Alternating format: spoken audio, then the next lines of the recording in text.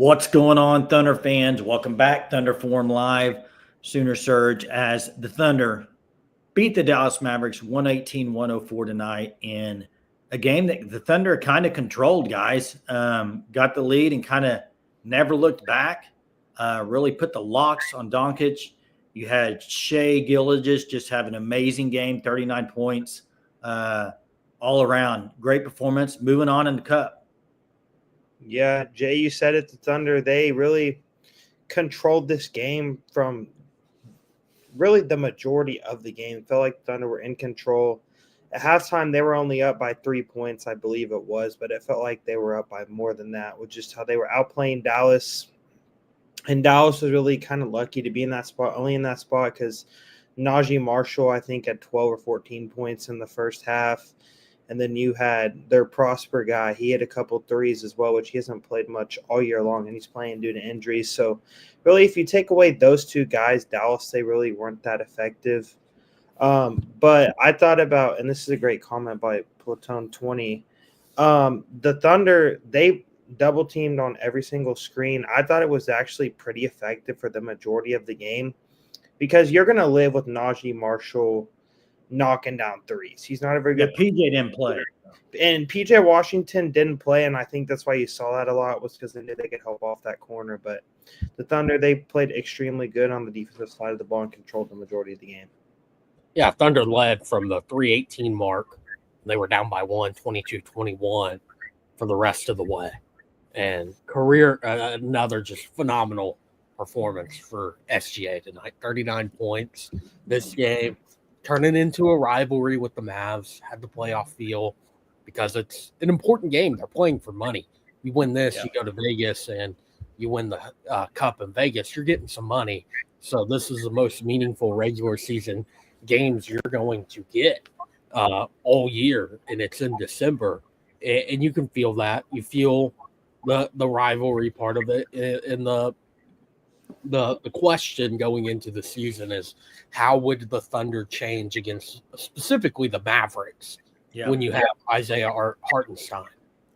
They had them tonight. They win handedly, controlled the game from late in the first quarter on the entire way through. Another double-double for iHeart tonight. So, again, they're still not at full strength. They don't have Chet Holmgren, but they get a big back and it goes the other way this time against Dallas.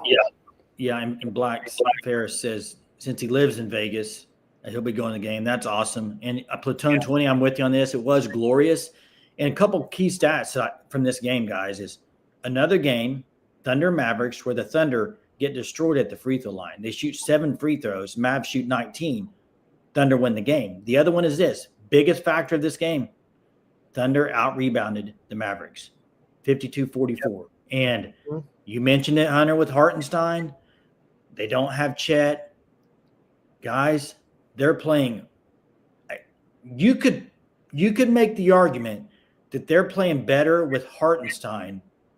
I don't know. Not quite. But what I'm saying is this. When they get full strength and get them both back, you played really good with Chet. You had the stretch where you didn't have Chet or Hartenstein. You kind of just lost a few there. You've had Hartenstein. You've been really good. Put them together. Yeah, I think it's going to be really good for the Thunder once they get Chet Holmgren at the 4 with Isaiah Hartenstein at the 5. Stevie G, too soon to claim SGA MVP? Yes. SGA leader in the clubhouse, though. Leader in the clubhouse right now. SGA would win the MVP if Nikola Jokic no longer played in the NBA. That's the only way he's winning it. As long as Jokic. I disagree, Hunter. I totally disagree. If the Nuggets keep doing what they're doing, they're barely above 500. Okay, but look at the stat line that Nikola Jokic is putting up every night. You're winning MVP with those numbers. He's already done it multiple times. He's going to continue to do it. What he's doing. Hunter, Hunter, what about Westbrook? What about what Westbrook used to put up? He didn't do it to the level of Nikola Jokic. What? The triple-double season? Yeah, I understand that, but that was one season. One season I'm just saying. 30, 10, and 10 for Russell Westbrook. Nikola Jokic is now doing this for 4, 5 seasons. I don't think Jokic has averaged a triple-double for a whole season, or has he? I don't think he's done. No, he hasn't averaged it for the whole season. Hey, by the way, this I didn't mention this stat earlier, and I'm super glad Gray God dropped it in there. Yeah, unbelievable. The Thunder went 20 of 50 from the 3-point line, shot 40%, which is 40% is a great number. I, for one, think it's too many threes. I do. I think it's too many, but at the same time, if you're hitting 40% of your threes, some teams can barely hit 40% of their twos. I mean, you'll take 40%. I still think 50's it's a lot. Seems like a lot. Currently, though, for Jokic, 32 points, 13 boards, 10 assists, averaging a triple-double. He is right now. Look at Stevie G's comment. Look at Stevie G's comment. 3 seasons got it once. 3 years. He didn't do it 3 seasons with 30 points, though. Oh, but what I'm saying, Hunter, if they finish like 6th in the conference and I think SGA would have a chance to beat him on that. I think the argument, though, with Jokic is going to be that Jokic is you take Jokic off that team, where are they going to be? I think that's going to be their argument to continue to give him the trophy. And I think we'll find out. It's a great player, and it's nothing to take away from SGA.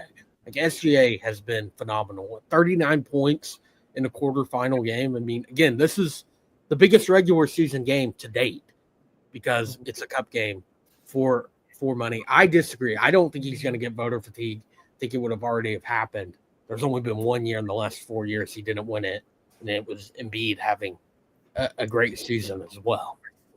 And even then, Jokic was very close to winning that MVP trophy. If you take Shai off the Thunder, Hunter, they're not a top 3 or 4 seed in the Western Conference. Well, they're not, Jackson, but they're still going to be. I think they're going to be a good team, even if SGA wasn't on the team. You don't think Denver would be a good team at all without Jokic? Yes, I don't think they would be. I think they wouldn't be a playoff team. Glue holding them together. I think if in some hypothetical of SGA not on the Thunder, that the Thunder would go farther without him than the Nuggets would go without Jokic.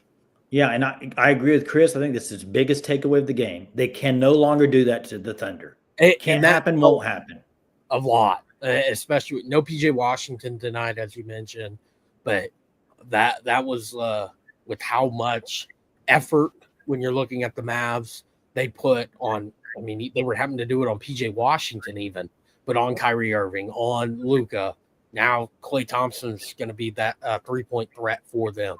To not be able to have that weak spot at the glass in the alley-oop department is significant for the Thunder when they have somebody who can be there to lock down the paint. Yeah, and they go ahead, Jackson. Oh, I was going to say, Jay, something that you said earlier was the free throw differential in the game. It was 19-7. Mm-hmm. That's something that's not going to change all year because I think that last year people and teams in the league, we've seen this happen to guys like James Harden, to even happen to Lucas somewhat. They're not getting as many calls as they were, as they're deserved of, because they have the term free throw merchant, foul hunter, whatever you want to use. So it's the fact that Thunder, they probably aren't going to get the calls all season long. They're going to be outshot by free throws all season long, although they lead the league in drives per game, although they take the most shots around the rim, although they're the most physical team in the NBA. They're not going to get the calls, and I think it's just something that we can say it so many times over and over this year, but I don't think it's going to change. And if it changes in the second half of the year, I'll be completely wrong, but it's not going to change more than likely due to the fact that the NBA, they're so focused on changing how certain players are called each year to make other people happy and do all this when they're still getting fouled, when it's not getting called. Yeah, and PJ Washington was out. You can't underestimate that. He's been a Thunder killer. Who knows what happens if he plays? I still think the Thunder probably win, but I don't know that. He's been such a killer of the Thunder. I will say Klay Thompson still shot the ball well. He was 5 or 10 from 3, so they still had a guy that was knocking down threes. Who you got, Warriors or Rockets? I would take the Warriors. Warriors. Hey, one other thing that we have not mentioned, and we have to mention it. And then after this, if we want to drop the phone link in there, we can. But Kenrich Williams tonight. We have not talked about it. 3 or 4 from the 3-point line. He played a lot. Maybe he's starting to get in a rhythm a little bit. The defense is really more Defense was finding the unbelievable. shot beyond the arc of the defense. 3 steals tonight. There was one, I'm not sure if they credited it to him or not. He broke it up there. That might have been credited to him. I can't remember. Didn't have the stats in front of me at that moment, but great play from him again. He has really stepped it up over this last week, and it helps a lot when you're able to get 17 really good minutes out of Kenrich Williams. I mean, plus 17 in the plus minus with them. You're not having to play Isaiah Hartenstein that 35 minutes. You're only playing him 30.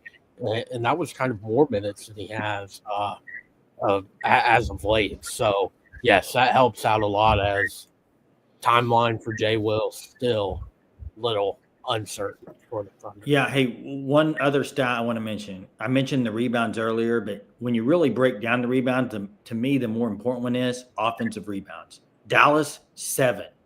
Thunder, 17. Yeah, that's second chance. You're giving that off second chance opportunities with that offense that the Thunder have. 17 offensive rebounds. They only had 7. Ihart himself had 5. He almost out-rebounded offensively more than their whole team. Just it's a big deal to have Isaiah Hartenstein in the middle, and you're seeing it now, and I love to see it. I just want to see it with Chet. That's what I want to see. Yeah. And off this comment here, I'm not one that's going to call out officials or anything like that, but I think there was definitely some questionable calls that normally the NBA, it's such a physical game. Either they let a lot of stuff go or they don't, but I do feel like Shai and J-Dub, especially Shai, this year, I think I said this earlier, he's not getting the benefit of the calls all year long. It's not going to change, so we can complain about the refs, but he's not getting the calls. Hey, Caruso, with Chris's comment, I think Caruso's played probably his best ball since he came back from the injury. I think he's played. Oh, yeah. I think offensively, specifically, he's played pretty well since he's came back off this injury he had. And I love the fact just him off the bench. Don't forget, too, I mean, early on with the injuries they had, I think he was also probably trying to do more than really even his role is. You know what I mean? He was guarding some real big guys down low, too, with J-Dub. So now that they're kind of getting some guys back into their proper positions, and this is the game today, you also have, J-Dub only has, he has 18 points, but not like he just went off or anything. So Shai carried him on offense, and the defense altogether. Dort's starting to shoot the ball better last 2 games. Yes. Yeah. I guess I gave up on him too early, guys. I think I don't know how many points J-Dub had in the second half, but you could definitely feel the impact of J-Dub. Jay, you said it. More of his impact in the second half.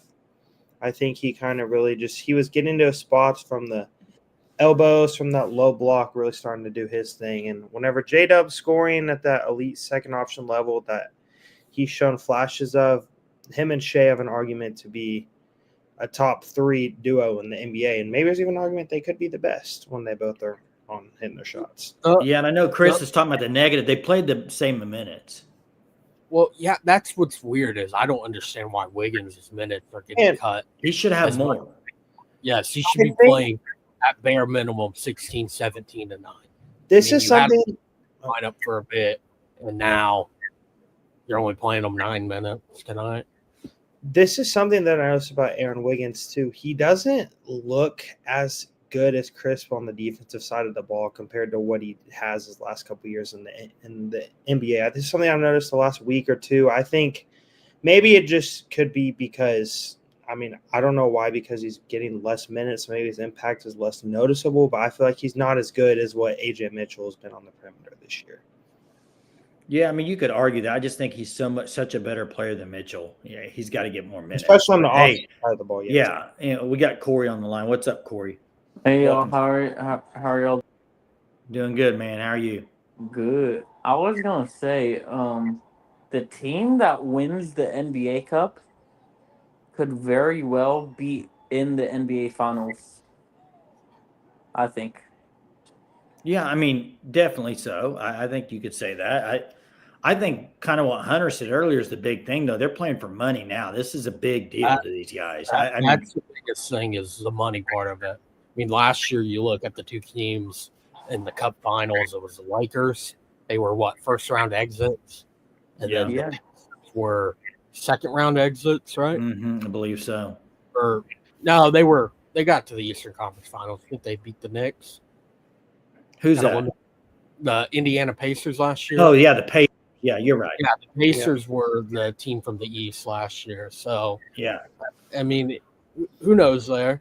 I think usually it's going to be telling of that because it's elimination style and more of playoff style basketball, but it's also not a series, so it's a little bit different. It's win or go home. Yeah. Thunder up, y'all. Thunder up. Thanks for the call, Corey. Have a good night, man. Hey, guys, this was a game, though, that I think Thunder fans have circled for a while. When you found out the other day it was going to be the Thunder Mavericks, I know you had a game or two before, but this was the one. I mean, this was the game that people wanted to see. How's the Thunder going to match up with the Mavericks with Hartenstein? What's going to happen? And, yeah, they did not have P.J. Washington. But the way the Thunder won this game, and you see the impact that Hartenstein had, it's just, to me, as a fan, like going into this game, I thought, Maverick, it's going to be tough out in the playoff. It's a team I would not want to play if I'm the Thunder. Now with Hartenstein, it's still a team that, yeah, it could give you trouble, but I just think you saw his impact tonight, that what he can do. And then you add Chet to that later in the season, gives you a lot more confidence, I think, as a fan. And it probably, I don't know, on NBA, these guys are so confident anyway. They think they can make every shot. But I do think it gives you kind of like a little boost knowing, oh, man, just specifically guys like J-Dub and some of those guys that were having to play the five. I mean, like Platoon 20 said earlier, when you have the lobs that are getting knocked down, you have the rebounding going your way, man, it's got to feel good as a player. Yeah, and Jay, I think I said this maybe 2 weeks ago on a Thunder Live. Hunter, you might have joined us on the live as well. But to me, this is still true, and I think that Hartenstein is the best free agent Sam Presti's ever signed, and I'm not afraid to say that already up to this point. Paul George, I don't count that because he re-signed. That's not a signing. That was a trade. Paul George, they traded for him. I mean, they really haven't. They haven't really made free agent signings of anyone more than a. I think that's what you're saying is that that's been the biggest. Is that what you mean? Yeah. But I think what Hunter's saying is, they haven't really gone after. It's really the only signing that they've made. A lot of their moves have been acquiring by trade and then re-signing guys, which is a lot different than signing a guy like they did with. But I agree that this by far has been the biggest one. It's going to be a big impact. Yeah. I agree here with this comment. I think that him and Luka are really different players, but I think Shai is just more impactful of a player because he doesn't whine like Luka does. I'm tired of seeing Luka Doncic throw his hands up after every single play in the first half. Every single time he has the ball, he wants a foul. I think that's annoying. That's how Luka plays. We saw last year in the playoff series. It's all he does is whine. Shai, you don't see him complain much. He doesn't even talk much. He just plays. He takes the contact, plays through it. I wish Luka would do that, but he doesn't. And I think Shai this season has been the better player, and Shai has an argument to be the MVP in the NBA outside of Nikola Jokic. Yeah, and hey, this awful news. I mean, I didn't know what was going on. He had kind of hinted around some bad things happening last week. Just awful. Prayers up big time. I mean, that's just awful. I can only imagine. The Luka stuff, though, Luka and Shai, it's a little different because Luka's been around for a long time. He's I don't want to say he's earned that, but that's the way it works in the NBA. Were him and Shai not the same draft class? Were they? Him, Shai, and Trae Young might have all. I think they were the same draft class. Same draft class. Why do I think Luka's been around for so much longer? Shai's been on there for 5 or 6 years now. I think like 5 or 6 years. In Luka for year one, he looks like an old man. Yeah, he was immediately a star though in his first year in the league. 21 points, rookie of the year. Then year 2, he's finishing 4th in MVP voting. You look at SGA, it's really only been, he's only been an all-star twice. For Luka, that's not the same. He's been an all-star every year other than his rookie season. So that's the big difference, is that Luka went to the top basically immediately. SGA, it took some time to develop into what he is now. Jackson, you got me on that one. But here's what I'll say. That's a great trivia question. I bet if you asked a lot of now, maybe not, but I just think he just seems around like he's been around forever. And the way he moves, he seems like he's like 10 years older than Shai. A lot of it is, the kid was playing professional basketball in Europe at 13 years old against grown men and dominating. That's a lot of it, is the physicality part of it, and the way in which he handles himself is a lot more mature in play style, at least, because of how much professional basketball he's already played. Yeah, and I don't know, this is a little off topic, but I don't know if y'all saw the number 1 player in college or in high school pick BYU. Did you see that? The monster. Yep. He's a stud. Have you watched him play, guys? He is. He's him and Cooper Flagg in back-to-back draft classes is the number 1 pick. Yeah, they're both really good players. When you talk to back-to-back top picks in back-to-back years, those 2 players have the chance to be the 2 best ever when it comes to back-to-back, if they hit their ceilings, but that's a big if. Yeah. Hey, Hunter, maybe before we get off here, maybe you can kind of say the next what it looks like for the Cup the rest of the way. Yeah, let me get the schedule. Yeah. Also, and then Colin said, an interesting fact here, I believe the Thunder, they do own the Miami Heat's pick, and I don't know if you guys have seen stuff that's been going on with the Heat, all the Jimmy Butler stuff. There's a chance the Thunder end up with 1 or 2 lottery picks again this year. Yeah, I don't even know what they're going to do with all their picks. They got so many picks, and it's unbelievable. Yeah. So Saturday, not sure on the order of the games yet, because tonight you had 1 Eastern Conference game and then 1 Western Conference game. Bucks get the win over the Magic, 114 to 109. Then you get the Hawks and Knicks tomorrow night, Warriors, Rockets in the West. So there'll be 2 semifinal games on Saturday, 3:30 Central Time and then 7:30 Central. And then on Tuesday, 7:30 Central Time is the Cup championship game. So, is that Hawks and Knicks game in Madison Square Garden? Or is it in Atlanta? yes, it is in MSG. Trae Young back to the MSG. Hey, all I know is there wasn't many things better than the other night when Trae Young put LeBron iced it down the stretch. That was great. And then LeBron runs down there and shoot a 50-footer brick with 6 seconds left on the clock. Man, that made my night, guys. Not as much as this night, as the Thunder win over the Dallas Mavericks. There you have it. Thunder winners moving on in the Cup. Money on the line. Can't wait to see what happens the rest of the way. Appreciate everybody joining us tonight for Thunder Live. Always great to talk a little bit Thunder late night with everybody. Make sure you share this channel with your friends, anybody that watches the Thunder. We'd appreciate it as we continue to do this after games each and every night. So appreciate it.